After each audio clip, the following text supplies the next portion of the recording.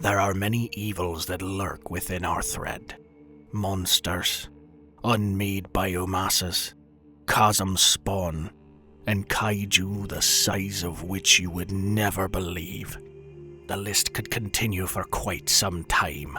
That is why I have begun the endeavor to catalogue all of these creatures and threats that inhabit our world. It is, after all, my duty as a Scriptorian.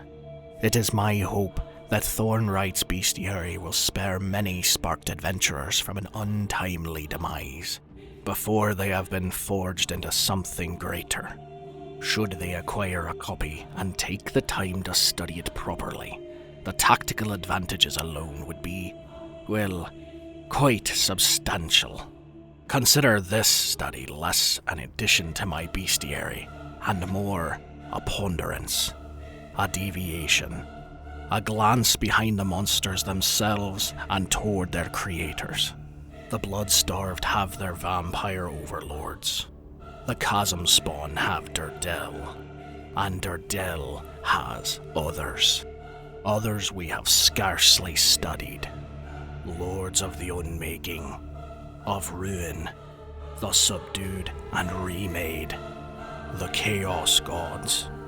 I confess, even writing the title gives me pause, but I must, if for nothing else than a warning that something dark lurks far beyond the currents of the cosmic rivers.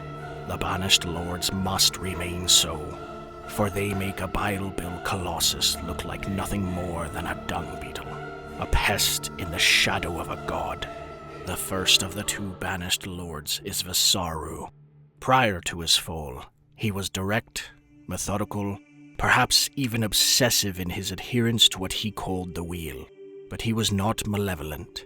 The predator would find its prey, the prey would escape or perish, and life would continue. Vessaru did not create predators out of cruelty. He created them because he believed balance required them. When the Arkhons waged war against the Dark Lord, Vessaru raised legions, diseases, modified warriors.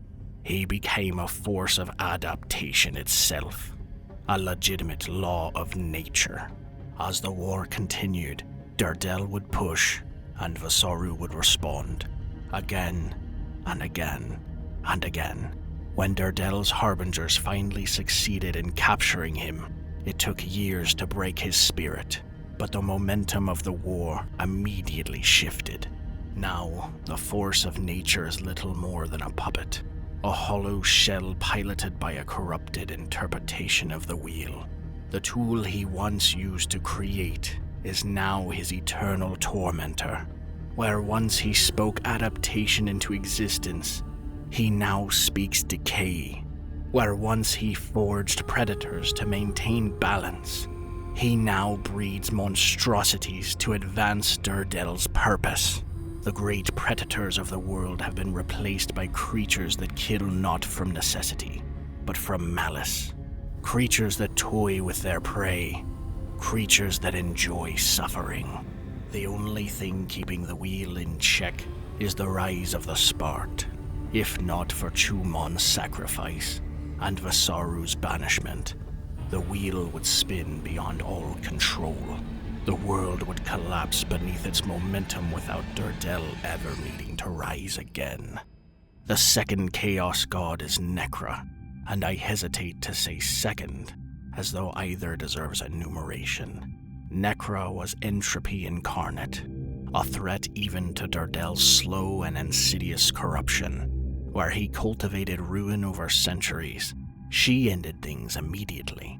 She was surgical, precise, terrifying, and elegant.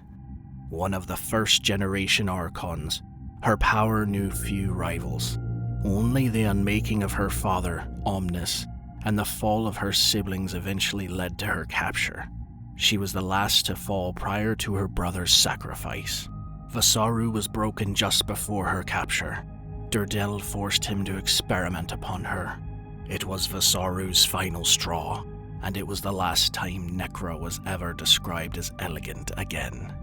She was transformed from a being of elegant destruction into an all-consuming mass.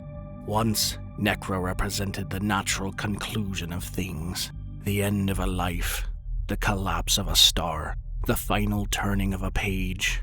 Now she is something else entirely, not a destroyer of worlds, but a devourer of them, a living singularity upon the battlefield, feeding the chasm below. Few faced her during the God War. Only one survived long enough to record the encounter, and he assures, if she were ever released upon our lands once more, survival would become a rather academic concern. Entire civilizations would perish within hours, perhaps even sooner. Those are the Chaos Gods, once indispensable laws of nature. Now they exist only as grotesque caricatures of what they once represented, their weaker brothers and sisters left behind to try and do their work. Pray you never witness their new forms. Pray you never hear their names spoken by one who has seen them. For should these abominations ever free themselves from their banishment, I fear the final breath of our world would not be far behind.